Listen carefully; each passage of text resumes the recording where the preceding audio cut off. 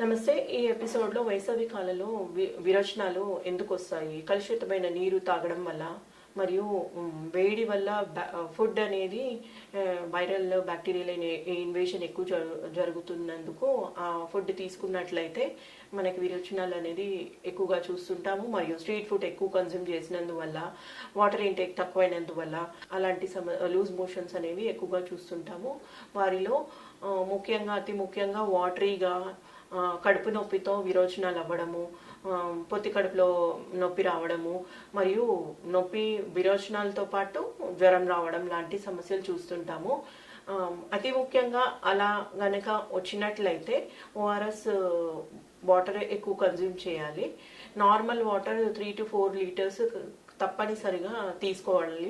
దాంతోపాటు spicy food తీసుకోకుండా గంజి ఫుడ్ తీసుకోవడం అతి ముఖ్యమైన విషయం. ఇంకా మన హోమియోపతి ట్రీట్మెంట్ కనుక చూసుకున్నట్లయితే వెరట్రమాల్, వార్సినిక్, ఆల్పోడోఫైలం లాంటి మెడిసిన్స్ చాలా బాగా పనిచేస్తాయి. ధన్యవాదాలు.